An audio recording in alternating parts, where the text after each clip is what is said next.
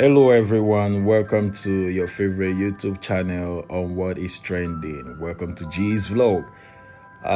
So today I'll be telling you what is trending, and what is trending today is in Israel. I got my information, my eyes on Israel. What happened in Tel Aviv? The Eritreans in Tel Aviv were involved in a fight because Eritreans just celebrated their 30th year independence, and there are about 14,000 Eritreans in Israel, refugees that are in Israel. So, and this refugee was as a result of war.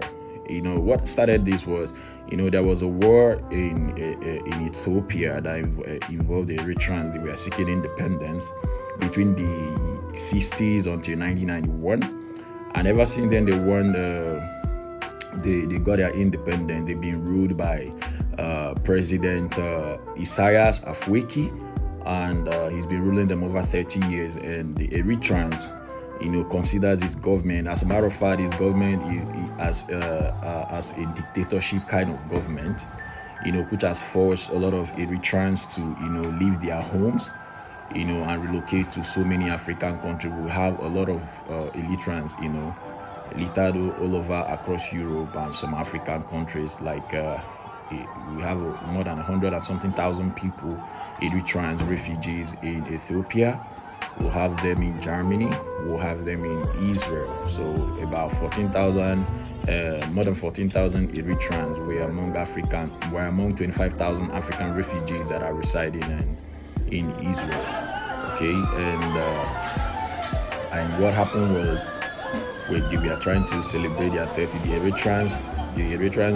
Some of the Eritreans in Israel, we are trying to celebrate their independence in the Eritrean embassy in Tel Aviv, Israel, when some of the protesters, who happens to be Eritrean, that are against the current government, because the current government, as they describe, is a dictatorship kind of current government that has forced their people into different labor and the rest of them. And for that reason, the loss of Eritreans were made to leave their home country to seek refuge in other parts of the world. And when you are celebrating, some Eritreans were celebrating at the embassy on Sunday. Some other Eritrean protesters, they marched in their hundreds and in their thousands to the embassy in Tel Aviv, and a fight broke out between the Eritreans celebrating and the Eritreans protesting. And when the police tried to intervene, it went even crazier, because some of the Eritreans protesters started throwing stones, and the rest of them are the police, apart from the fight that broke out between them, because they were angry that why would police permit such, Israeli police permit such a celebration? Are they celebrating a dictator?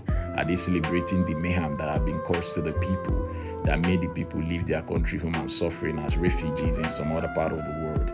So, but it wasn't quite long. The police were able to bring the situation under control, because shots were fired in the air, tear gas were kind of fired to use to, calm the situation and get the situation under control.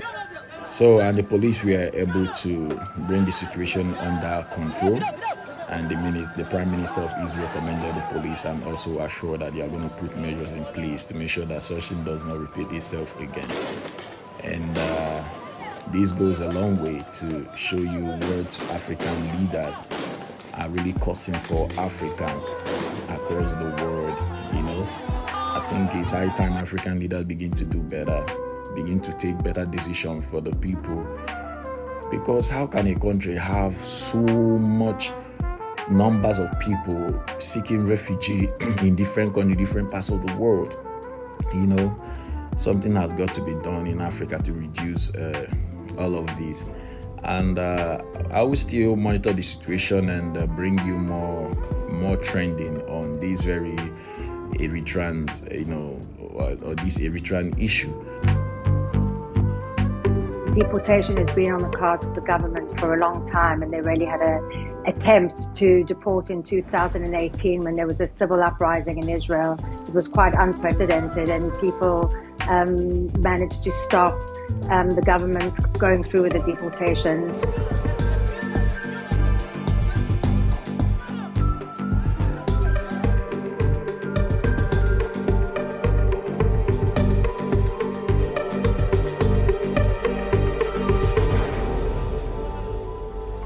this was a really preventable situation.